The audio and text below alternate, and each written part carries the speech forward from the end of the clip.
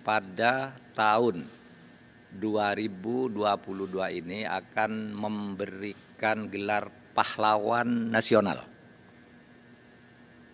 dalam rangka peringatan Hari Pahlawan 10 November, tetapi upacara penganugerahannya akan dilakukan di Istana Negara tanggal 7 November. Tanggal 7 November karena Bapak Presiden tanggal 8 dan seterusnya ada KTT ASEAN di Kamboja dan akan terus ke Denpasar, pulang dari sana tanggal 13 untuk G20. Nah, mereka yang dipilih ini dari usulan banyak nama yang disampaikan oleh masyarakat melalui Kementerian Sosial, kemudian diseleksi oleh Kementerian Sosial menjadi sejumlah nama terbatas, kemudian diseleksi lagi oleh Dewan Gelar dan Tanda-Tanda Kehormatan menjadi sejumlah terbatas. Kemudian hari ini Bapak Presiden sesudah berdiskusi dengan kami, dengan Dewan Gelar dan Tanda-Tanda Kehormatan, itu memutuskan tahun ini memberikan 5 kepada tokoh-tokoh bangsa yang telah ikut berjuang mendirikan negara Republik Indonesia melalui perjuangan kemerdekaan dan mengisinya dengan pembangunan-pembangunan sehingga kita eksis sampai sekarang sebagai negara yang berdaulat. Kelima orang tersebut adalah 1. Dr. H.R. Soeharto. Beliau ini diusulkan dari Jawa Tengah dan beliau adalah pejuang yang dulu ikut bersama Presiden Soekarno dalam perjuangan, bahkan menjadi dokter beliau juga sampai beberapa saat sesudah kemerdekaan, bahkan ikut pembangunan Departemen Store Syariah dan pembangunan Monumen Nasional serta Masjid Istiqlal dan pembangunan Rumah Sakit Jakarta, serta salah seorang pendiri berdirinya IDI, Ikatan Dokter Indonesia.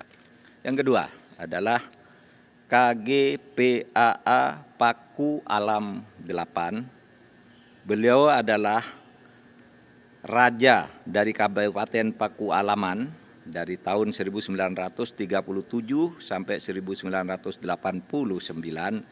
yang jasanya antara lain adalah bersama Sultan Hamengkubuwono IX dari Kerajaan atau Keraton Yogyakarta mengintegrasikan diri pada awal kemerdekaan Republik Indonesia sehingga Negara Kesatuan Republik Indonesia menjadi utuh seperti sekarang.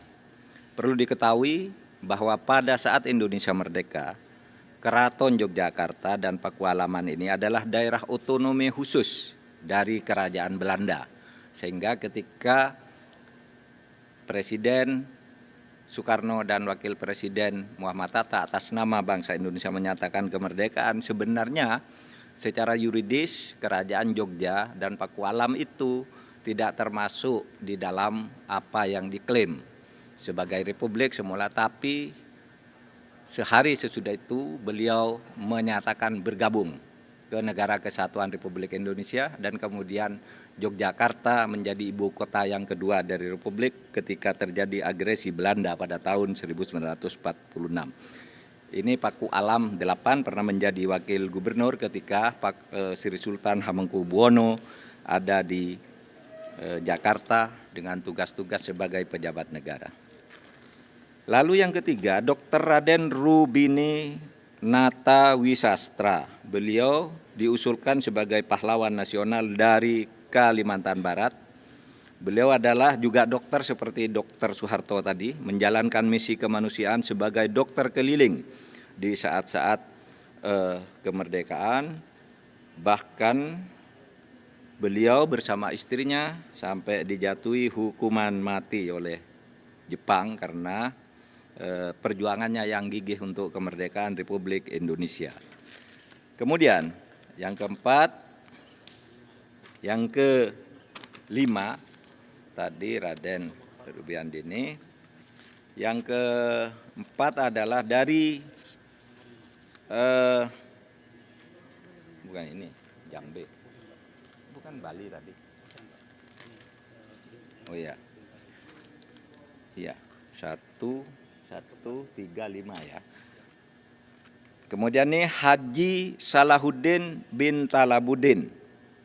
Haji Salahuddin bin Talabuddin ini adalah diusulkan pahlawan nasional dari Maluku Utara, di mana beliau selama 32 tahun berjuang melalui perjuangan dengan semboyan hidup Islam, hidup Syarikat Islam, hidup Republik Indonesia, yang kemudian ikut membangun negara ini berdasar negara kesatuan yang inklusif berdasarkan Pancasila.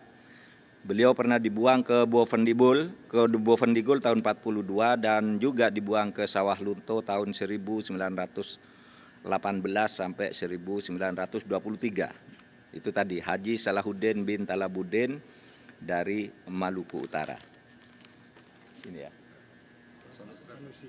Kemudian berikutnya adalah Sanusi, Kiai Haji Ahmad Sanusi dari Jawa Barat. Ini Kiai Ahmad Sanusi adalah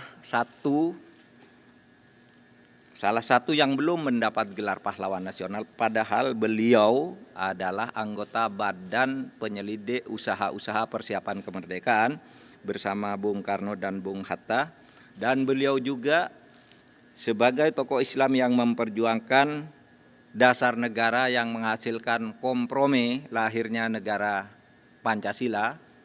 Dari semula ada sisi kanan ingin menjadikan negara Islam, sisi kiri menjadikan negara sekuler, kemudian diambil jalan tengah, lahirlah ideologi Pancasila sesudah menyetujui pencoretan 7 kata di Piagam Jakarta. Sudah 5 ya? Sudah 5. Baik, terima kasih. Sudah 5 tadi ya? Ya. Jadi dari sekian banyak tadi 5, terima kasih. Kami sarankan kepada daerah-daerah tadi yang sudah mempunyai usul-usul dan disetujui oleh pemerintah supaya segera menyiapkan diri untuk hadir dan melakukan penyambutan baik upacara adat, upacara daerah, atau apapun yang bisa dilakukan untuk menyongsong anugerah ini. Terima kasih. Assalamualaikum warahmatullahi wabarakatuh.